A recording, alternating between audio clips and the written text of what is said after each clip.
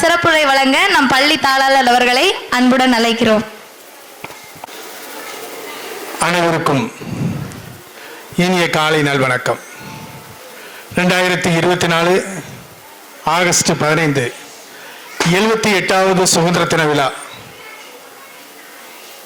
இங்கு கூடியிருக்கக்கூடிய எனது பள்ளி குழந்தைகளின் பெற்றோர்களுக்கும், ரோட்டரி கிளப் ஆஃப் திருநெல்வேலி டவுனுடைய தலைவர்களுக்கும், ஸ்டேட் பேங்க் ஆஃப் இந்தியாவினுடைய ஆஃபீஸர்ஸுக்கும் முதலில் ஒரு வாழ்த்துக்களை கூறி எனது உரையை ஆரம்பிக்கின்றேன். பிபிசி நியூஸ் ஒரு மட்டும் பிபிசி நியூஸில் இருந்து உலக பணக்காரர்களோட ஏதாச்சும் ஒரு ஸ்பெஷல் குவாலிட்டி இருக்கா அப்படிங்கிறதுக்காக ஒரு ரிசர்ச் பண்ணாங்க. உலகத்தில் உள்ள ஒரு 15 பேரை எடுத்து செலக்ட் பண்ணாங்க. செலக்ட் பண்ணி அவங்ககிட்ட ஒரு 10 கொஸ்டின் கேட்டாங்க. அந்த 10 கொஸ்டினில் கேட்டுட்டு கடைசியில் ஒரு சொல்யூஷன் கொண்டாந்தாங்க. அந்த 15 பேரில் இருந்தும் எல்லாரும் சொல்லக்கூடிய ஒரு பதில் கிராட்டிடியூட், நன்றி உணர்வு. நம்ம நன்றி உணர்வோட இருந்தால் மட்டும்தான் வாழ்க்கையில் ஜெயிக்க முடியும். ஒவ்வொரு பணக்காரர்களும் சொன்ன ஒரே வார்த்தை கிராட்டிடியூட். இன்று நம்ம இன்னைக்கு பேசும் உரிமை, எழுதும் உரிமை, ஏசும் உரிமை, படிக்கும் உரிமை, இதெல்லாம் வரதுக்கு காரணமாக இருந்த நமது தேசிய தலைவர்கள் அத்தனை பேருக்கும் இந்த 78வது சுதந்திர தின விழாவில் முதலில் நமது நன்றியை தெரிவித்துக் கொள்வோம். அண்ணன் நம்ம இப்ராஹிம் அண்ணன் ரொம்ப அழகா பேசினாங்க. அவங்க சொன்னதை நான் திரும்ப சொல்லணும்னு எனக்கு ஆசையா இருக்கு. அதாவது 1947 ஆகஸ்ட் 15 சுதந்திரம் கிடைச்சிட்டு உலகத்தில் உள்ள எல்லா ரிப்போர்ட்டர்ஸ், இந்தியாவில் உள்ள எல்லா ரிப்போர்ட்டர்ஸும் டெல்லியில் குவிஞ்சிருக்காங்க. உள்ள பார்லிமெண்ட் பக்கத்தில் அந்த பதவி ஏற்கக்கூடிய அந்த தளத்திற்கு எல்லாரும் இருக்காங்க. எல்லாரும் ஒரு ஆவலாக பார்த்துக்கிட்டு இருக்காங்க. நேரு இருக்காரு, திலகர் இருக்காரு, பட்டேல் இருக்காரு. உலகத்தில் அந்த இந்தியாவிற்காக போராடிய அத்தனை தலைவர்களும் அங்க இருக்காங்க. சந்தோஷமா இருக்காங்க, மகிழ்ச்சியா இருக்காங்க. ஒரே ஒரு தலைவரை தவிர. அவர் யாருன்னா, நமக்கு அகிம்சை மூலம் ஒத்துழைமை இயக்கம், சட்டமறுப்பு இயக்கம், வெள்ளையனே வெளியேறு இயக்கம் மூலம் நமது வெள்ளையனை வெளியேற்றிய, அகிம்சை மூலம் வெளியேற்றிய நமது மகாத்மா காந்தி. அங்க சுதந்திரத்துக்கான கோலாகால கொண்டாட்டங்கள் ரொம்ப அழகா போய்கிட்டு இருக்கு. எல்லாரும் காந்தி எங்க, காந்தி எங்க எல்லாரும் தேடுதாங்க. ஆனா காந்திக்கான எந்த அடையாளமும் இல்லை. காந்தி எங்க இருக்காருன்னா, ஒரு கல்கத்தால ஒரு இஸ்லாமிய சகோதரனுடைய ஒரு பாலடைந்த வீட்டில் மிக அமைதியாக, மிக வருத்தத்துடன் ஒரு புஸ்தகத்தை படிச்சுக்கிட்டு இருக்காரு. எல்லா ரிப்போர்ட்டர்ஸும் இங்கதான் இருக்காருன்னு சொல்லி தெரிஞ்சு கல்கத்தாக்கு போறாங்க. கல்கத்தால போய் கேட்காங்க, சார் நீங்க வர வேண்டாமா, நீங்க தானே இந்த சுதந்திரம் வாங்குவதில் ஒரு முக்கிய பங்கு இருந்தீங்க, நீங்க வர வேண்டாமா அப்படிங்காங்க. காந்தியடிகள் அமைதியா பார்த்துக்கிட்டே இருக்காரு. அதுக்கப்புறம் நீங்க ஏதாச்சும் ஒரு மெசேஜ் சொல்லுங்க, இன்னைக்கு ஒரு மெசேஜ் அப்படின்னு சொல்லுதாங்க. அதுவும் அவர் சொல்லலை, அமைதியா இருக்காரு. ரொம்ப வற்புறுத்துறதுக்கு அப்புறம் மெசேஜ் என்னதுன்னா, சக மனித கண்களில் இருந்து கண்ணீர் வழியாத ஒரு சமுதாயம் வேண்டும். அந்த சமுதாயம் கிடைக்கும் பொழுதுதான் உண்மையான சுதந்திரம் அடைந்திருக்கிறது என்று நான் கருதுவேன் என்று ரொம்ப அழகா சொன்னாப்புல நம்ம அண்ணன் இப்ராஹிம் அண்ணன் சொன்னாங்க. சோவியத் யூனியன் எடுத்திருந்தோம்னா லெனின் ஒரு மிகப்பெரிய ஒரு புரட்சியை நடத்தினாரு. அதுக்கப்புறம் அவர் ஆட்சி புரிஞ்சாரு. நம்ம பக்கத்து நாடு கியூபா, பிடல் காஸ்ட்ரோ அழகா புரட்சியை பண்ணி ஜெயிச்சு ஆட்சியை பிடிச்சாங்க. சவுத் ஆப்பிரிக்காவில் நெல்சன் மெண்டேலா, இப்படி எல்லாருமே புரட்சி பண்ணி அதுக்கப்புறம் ஆட்சியை அவங்க கேப்சர் பண்ணாங்க. ஆனால் காந்தியடிகள் அதிலிருந்து வெளியில் வந்துட்டார். அவருடைய போராட்டம் அடுத்த இந்து முஸ்லீம் ஒற்றுமைக்காக நம்ம என்ன செய்யணும் அப்படிங்கிற போராட்டம் இருந்துச்சு.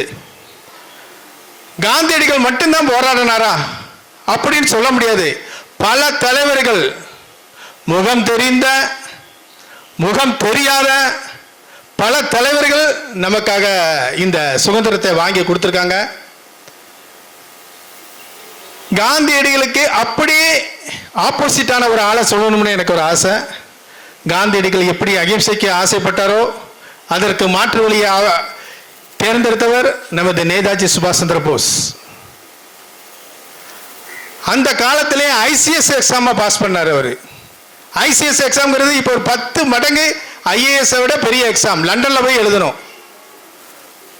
ஒரு நாலேஜ் இல்லாமல் ஒரு இடத்துல இருக்க முடியாது. அதை தெரிஞ்சுக்கொள்ளுங்கள் என்னுடைய செல்ல குழந்தைகளை, அறிவை வளர்த்து கொள்ளுங்கள்.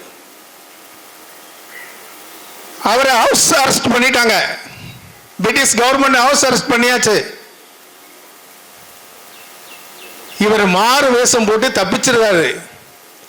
தப்பிச்சு இந்தியன் நேஷனல் ஆர்மி சிங்கப்பூர் போய் ஜப்பான் உதவியோட ஒரு ஆர்மியை உருவாக்கி அந்த ஆர்மியை கொண்டு பிரிட்டிஷ் ஆர்மியை தோற்கடிச்சு நம்ம சுதந்திரம் வாங்கணும் அப்படிங்கிறது நேதாஜி சுபாஷ் சந்திர போஸினுடைய ஒரு மிகப்பெரிய எண்ணம்.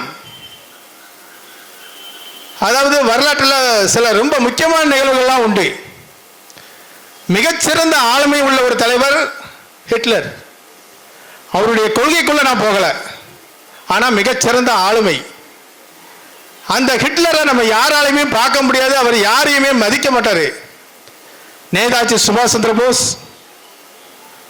முதல்ல அவரை சந்திக்க போறாரு. இவருடைய ஆளுமையை பார்த்து இந்த ஹிட்லர் எந்திரிச்சு நின்று அவரை வரவேற்றுட்டு போறாரு. ஒரு புரட்சியாளன் இன்னொரு புரட்சியாளரை வரவேற்ற ஒரு அற்புதமான ஒரு தருணம். அப்ப நேதாஜி சுபாஷ் சந்திர போஸுக்கு கையில எந்த பவரும் கிடையாது, ஆனா அவருடைய ஆளுமை. சரி, ஏன் அவர் நம்மளை ஜெயிக்கல அப்படின்னு உங்களுக்கெல்லாம் ஒரு சந்தேகம் வரும். என்ன சந்தேகம்? நம்ம என்ன செய்யலாம்? எப்பவுமே விதி வலியது. அவர் எல்லாத்தையும் திரட்டி, அதாவது பெஸ்ட் மோட்டிவேஷனல் ஸ்பீக்கர் அப்படிமாங்க. நேதாஜி பேசுறாருன்னா 100, 200, 300, 1000 இளைஞர்கள் அப்படி திரண்டு அவர் பின்னால அணிவகுப்பாங்க. ஒரு மிகச்சிறந்த ஸ்பீக்கர். நிறைய புஸ்தகம் படிப்பாரு. காந்தியும் புஸ்தகம் படிப்பாரு. ஒவ்வொரு தலைவர்களும் புஸ்தகம் படிப்பார்கள். இது நமக்கு தெரிய வேண்டிய ஒரு மெசேஜ். நேதாஜி சுபாஷ் சந்திர போஸ் ஒரு ஃப்ளைட்டில் வரும்போது ஒரு ஆக்சிடெண்ட்டில் இறந்து போயிருந்தார். அதனால நம்ம இந்தியன் நேஷனல் ஆர்மி மிகப்பெரிய அளவில் வெற்றி பெறலை. அதனால அந்த ப்ராசஸ் அப்படி நின்றுட்டு, இது ஒரு வகையான போராட்டம். காந்தியின் அகிம்சை போராட்டம், நேதாஜி சுபாஷ் சந்திர போஸினுடைய ஒரு ஆயுத போராட்டம். அடுத்ததாக நமது பகத்சிங், பஞ்சாபினுடைய இளைஞன், அவரை புரட்சி பண்ணி பிரிட்டிஷ் கவர்மெண்ட் அவரை பிடிச்சிருந்தாங்க. அவரை தூக்கு போட போறாங்க. உன்னுடைய கடைசி ஆசை என்ன அப்படின்னு கேட்காங்க. தூக்கு போடுறதே ஒரு பெரிய ப்ராசஸ். அதுக்காக ஸ்பெஷல் கயிறு ரெடி பண்ணுவாங்க. அந்த கயிறுனால கழுத்தில் எதுவும் காயம் இருக்கக்கூடாது அப்படிங்கிறதுக்காக பியூர் வெண்ணெயை ரெடி பண்ணி அந்த கயிற்றுல வெண்ணெயை தடவுவாங்க. அதுக்கு ஒரு டைம் ஃபிக்ஸ் பண்ணுவாங்க. டாக்டர்ஸ் வருவார், ஜட்ஜு வருவார், எல்லாரும் வந்து அவனுக்கு எந்தவித காயமும் இல்லாமல் அவனை தூக்கு போடணும். இதுதான் ரூல். கடைசியில் இவர் பகத்சிங் ஜெயிலில் உட்காந்துருக்காரு. தூக்கு போடக்கூடிய நேரம் வந்தாச்சு. அவரை கூப்பிட்டு வராங்க. அவர் சாகும் தருவாயிலும் புக்கு படிச்சுட்டு இருக்காரு. அது லெனினுடைய ஆட்சியும் போராட்டமும் என்ற ஒரு புக்கு. கூப்பிடுறாரு, பகத்சிங்கை கூப்பிட்டு வராங்க. கடைசியில் ஒரு கருப்பு துண்டு போடுவாங்க. நம்ம சினிமா படத்துல எல்லாம் நம்ம நிறைய பார்த்துருப்போம். அந்த துண்டு போடும்போது உன்னுடைய கடைசி ஆசை என்ன அப்படின்னு கேட்காங்க. அதுக்கு பகத்சிங் சொல்லுதாரு, நீங்கள் ஆயுதத்தினால் எங்கள் நாட்டை பிடித்தீர்கள், நான் ஆயுதத்தால் உங்கள் நாட்டை உங்களிடம் இருந்து பறிக்க நான் திட்டமிட்டேன். ஆனால் என்னை ஒரு சாதாரண கிரிமினல் போன்று தூக்கில் போடாதீர்கள். என்னை என் நெஞ்சில் பீரங்கியிலும் துப்பாக்கிகளும் கொண்டு என்னை சுட்டு வீழ்த்துங்கள் அப்படின்னு பகத்சிங் சொல்லுதார். கடைசியிலையும் அவர் சொல்றாரு, நான் இறந்து போச்சு, நான் தூக்கல தொங்கும் போது நான் அந்தரங்கத்தில் தொங்குவேன், என்னுடைய பாரத மண்ணில் என்னுடைய உடல் விழணும் அப்படிங்கிறாரு. கடைசி வரை என்னுடைய கொள்கைக்காக அவரு போராடினாரு. இது நமக்கு உள்ள ஒரு மெசேஜ். நம்ம என்ன ஒரு கொள்கை வச்சிருக்கோமோ, டாக்டர் ஆகணும், ஒரு ஐபிஎஸ் ஆபீசர் ஆகணும், ஒரு கமாண்டர் ஆகணும், என்டிஏ பாஸ் பண்ணணும், அந்த மாதிரி எக்ஸாம் இருந்து அப்படிலாம் நம்ம நினைச்சோம்னா அதை நோக்கி நமது பயணத்தை எவ்வித தடையும் இன்றி நாம் சென்று கொண்டே இருக்க வேண்டும். இது நமது சுதந்திரத்தின மெசேஜ். அடுத்ததாக நம்ம ஒரே ஒரு ஆளை சொல்லியிருந்தேன், வீரவாஞ்சி மணியாச்சி ஆஸ்ன்னு ஒரு கலெக்டர்.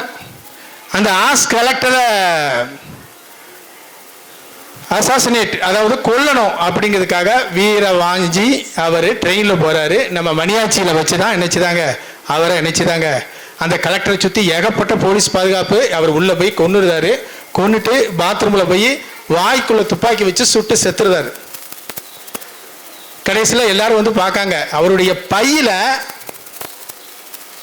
ஒரு ஏன் ஆஷை நான் கொன்னேன் அப்படிங்கிறதுக்கு ஒரு விளக்கம் இருக்கு.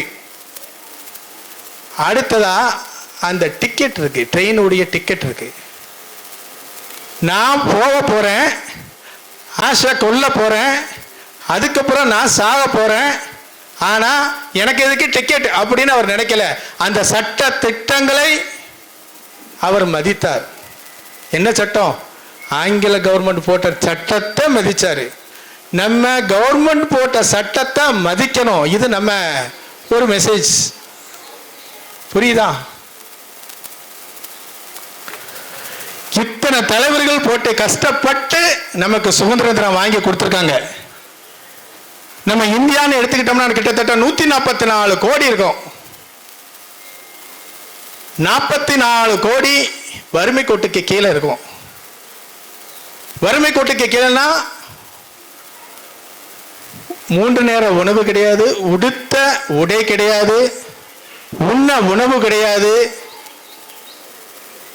எந்த வசதியும் கிடையாது. அப்படி கிட்டத்தட்ட ஒரு 45 கோடி மக்கள் இந்தியாவில் இருக்காங்க. ஒரு பக்கம் இந்தியா ஒளிர்கிறது, மறுபக்கம் இந்தியா இருளுகிறது. இந்த ஒளிரும் இந்தியாவையும் இருளும் இந்தியாவையும் நாம் எவ்வாறு சமப்படுத்த போகிறோம் நண்பர்களே? யோசிக்க வேண்டிய ஒரு இது. மனித வள மேம்பாட்டு குறியீடு அப்படின்னு ஒரு இது இருக்கு. யூஎன் கமிஷன்ல கிட்டத்தட்ட 198 நாடு இருக்கு. 198 நாடுல நம்ம 150 160 இருக்கோம். உலக பணக்காரர்கள் லிஸ்ட்ல நம்ம 15 பேர்ல 3 பேரு நம்ம இந்தியர்கள். ஆனா வறுமை கோட்டில் கிட்டத்தட்ட 40 கோடி இருக்கும். அந்த குறியீட்டு எண் ஹியூமன் டெவலப்மெண்ட் இண்டெக்ஸ் நம்பர் அப்படின்னு சொல்லுவாங்க. அதில் வந்து நம்ம வந்து கிட்டத்தட்ட 198 நாட்டில் 138 நாடாக தான் நம்ம நிச்சயம் இருக்கோம். நம்மளுடைய முன்னாள் ஜனாதிபதி அப்துல் கலாம் அழகா சொன்னார், 2020 நம்ம ஒரு வல்லரசா ஆகணும்னு. வல்லரசுன்னா ஆயுதங்கள் அடங்கிய வல்லரசு இல்லை, உடுக்க உடை, உண்ண உணவு, இருக்க ஒரு வீடு அப்படின்னு எல்லாரும் அடைஞ்சா தான் நம்மளுடைய ஒரு உண்மையான ஒரு சுதந்திரம் நமக்கு கிடைக்கும். தமிழ் இப்ப நமக்கு ஏதாச்சும் ஒரு கஷ்டம்னு வச்சுக்கோங்களேன், நம்ம கண்ணை மூடணும்னா நம்ம மனசுல நிக்கிறது அம்மா. அம்மா தானே. என்ன கஷ்டம் வந்தாலும் நம்ம கண்ண முடியும். 50 வயசு ஆனாலும் சரி, 5 வயசு ஆனாலும் சரி, மிகப்பெரிய கஷ்டத்தில் இருக்கும்போது நம்மளை யாராச்சும் யார் மடியிலாச்சும் போய் விழுந்து அழுவோம் அப்படின்னு நம்ம நினைச்சோம்னா நம்மளுடைய மனசுல முதல்ல தோன்றக்கூடிய ஒரு உருவம் நம்மளுடைய அம்மா. அதே போல்தான் நம்மளுடைய தமிழ் மொழியும். தமிழ் மொழினா எத்தனை வரும்? 247 எழுத்து.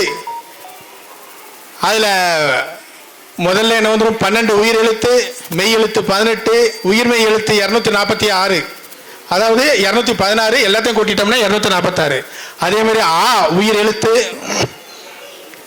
எம் மெய் எழுத்து, மா உயிர்மெய் எழுத்து. எனது அருமை குழந்தைகளை, உங்களுடைய அன்னை, உங்களுடைய தமிழ் அன்னை, உங்களுடைய பாரத அன்னை இன்று உங்களை பத்திரமாக பார்த்து உங்களை வளர்த்து கொண்டிருக்கின்றாள். உங்கள் தோள்களை வலுப்படுத்திக் கொள்ளுங்கள். உங்கள் பலவீனத்தை பலமாக மாற்றிக்கொள்ளுங்கள். மது, போதை, ஜாதி சங்கடங்கள், மத சங்கடங்கள், அவர்களுக்கு எதிரான ஒரு போராட்டத்தை போராட வேண்டிய அளவுக்கு உங்கள் பலத்தை வளர்த்துக் கொள்ளுங்கள். இதுதான் இந்த 78வது சுதந்திர தின விழாவில் நான் கொடுக்கக்கூடிய ஒரு மெசேஜ். நேரத்தின் அருமை கருதி இத்துடன் இந்த உரையை முடித்துக் கொள்கிறேன். நன்றி, வணக்கம்.